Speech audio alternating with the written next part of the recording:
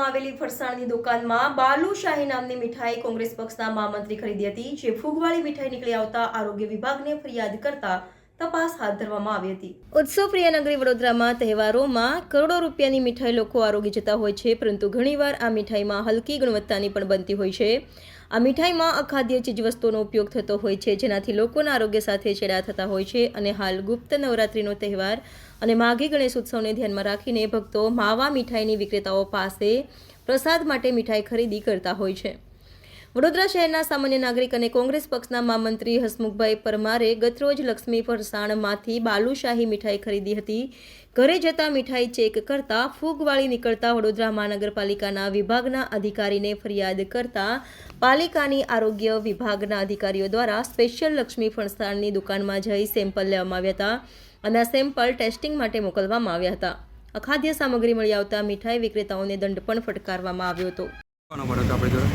બનાવ એવો બનેલો કે ગઈકાલે મેં 5:30 વાગે મીઠાઈ લઈ ગયેલો અને માર્કેટ 4 રસ્તા પર લક્ષ્મી ફરસાણ નામની એક દુકાન છે, ત્યાંથી આ મીઠાઈ લીધેલી। આપ જોઈ રહ્યા છો કે આ મીઠાઈની અંદર ફૂગ નીકળી જાય છે। સવારે મારી પૂજા પતાવીને આ મીઠાઈ બદલાવા આવ્યો છું। મને તો ખાલી એટલું કહેવું છે કે આ મીઠાઈ બગડેલી નીકળી વાત બરોબર છે, પણ વડોદરા શહેરનું આરોગ્ય તંત્રની ઓફિસ અહીંયાથી 1 કિલોમીટર બી નથી। વડોદરા શહેરની મોટામાં મોટી કચેરી છે આરોગ્ય અમલદાર સાથે વાત કરતા આરોગ્ય અમલદારે મારો ફોન નથી રિસીવ કર્યો। આરોગ્ય અમલદાર બીજા એક એવું કહે છે કે હું રજા ઉપર છું।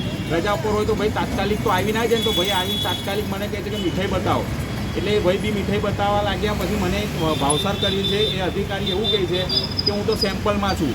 મેં એવું કીધું તમે સેમ્પલમાં છો તો તમારું સેમ્પલ છોડીને આવી શકો છો તમે, કેમ કે આ મીઠાઈ બગડેલી છે। હું વડોદરા શહેર કોંગ્રેસનો મહામંત્રી છું, એક જાગૃત નાગરિક તરીકે તો વાત કરી શકું છું, પણ વડોદરા શહેર કોંગ્રેસના મહામંત્રી તરીકે મારી રજૂઆત છે કે આરોગ્ય તંત્રની બી મિલીભગત છે આમ।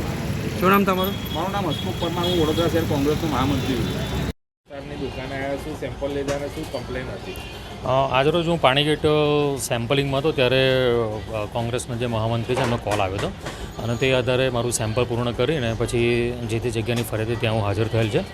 અને એ દરમિયાન એમને ઘારીના સેમ્પલમાં કંઈક ફૂગનું એ જોવા મળેલ છે અને તે આધારે એમને એ વસ્તુ તો તાત્કાલિક ધોરણે નાશ કરાવી દીધી હતી અને અન્ય જે માવાની આઇટમો પણ જે એમને સસ્પેક્ટેડ અને લાગી કે આમાં પણ કંઈક હશે તો એ પણ એફબીઓને કહીને અને એફબીઓ સ્વેચ્છાએ બધી તેમની સામે નાશ કરી છે।